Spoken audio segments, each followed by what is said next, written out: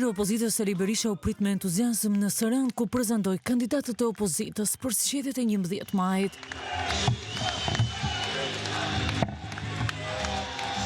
Gjatë fjalës së tij, Berisha deklaroi se Saranda është një nga qytetet që i kanë ndier më shumë pasojat e keqeverisë socialiste në 12 vite, pasi është sot pa teatër, me pasuritë publike në duar të mafjas dhe e betonizuar nga të katërta anët. A mund të jetë Saranda madhështore? Ka një teatr, qindra mijëra vjet përpara. Sot, në vitin 2025, nuk ka asnjë teatr. A mund të jetë Saranda madhështore? Ka një spital, po s'ka shërbime mjekësore.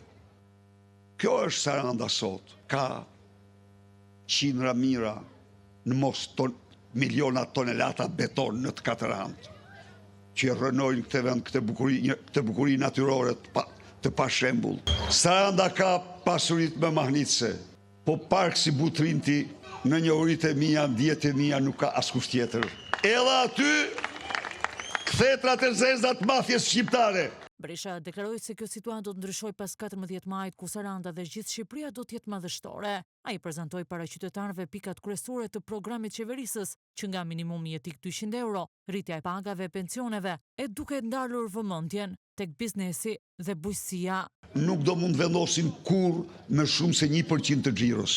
Tavanet për 140.000 eurosh do t'i spostoj në 180.000 euro. Energjia nga 18 do zbresi në 6 lek. Tarife ujë do përgjysmohet. Bizneset e mesme dhe të mëdha do kenë taksën e sheshtë më të urtë në Europë. Tatim fitimi pitarur zbret nga 23 në 10%. Të gjithë rrogtarët me rroga mbi minimalen përfitojnë automatikisht rritje rroge 13%. Çdo fermer do të marrë kredi të buta, shteti do paguaj 80% të interesave. Do subvencionohen 5 herë më shumë se sot. 70 milionë euro në vit, në kanalizime, në kullime, në mbrojtje tokës. Berisha deklaroi se Partia Demokratike do të bëjë gjithçka për rikthimin e rinisë në atë dhe, duke theksuar se pa të rinjt s'ka të ardhme. Do bëjmë gjithçka që çdo i ri të shkollohet. Hiqet mesatarja komplet, s'ka mesatare më. Hiqet tarifa, bursa, 200 euro për student. Çdo i ri që martohet dhe do të ndërtoj folen e tij në Shqipëri familjare, do ketë një grant prej 30.000 eurosh.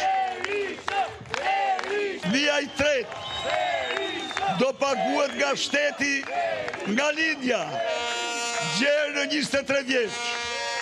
Nga Saranda, Kryedemokrati hoqi vija paralele mes alternativës që prezanton opozita dhe fyrjeve dhe plaçkitjes që ofron kampi socialist. Dëgjojeni tjetrin. Kalon nga një shesh në një tjetër, si hokatar, me një fjalor të denj për te, përpiqet me çdo kush, me batuta, të mbuloj dramën e madhe shqiptare të largimit të rinisë. Programi i tyre është një plaçkitje për një grup të vogël, qeveritarësh, drejtorësh, krushqish, narkotrafikantësh, trafikantësh, ndaj dhe shqiptarëve u mbeten të marrin rrugë të dheut.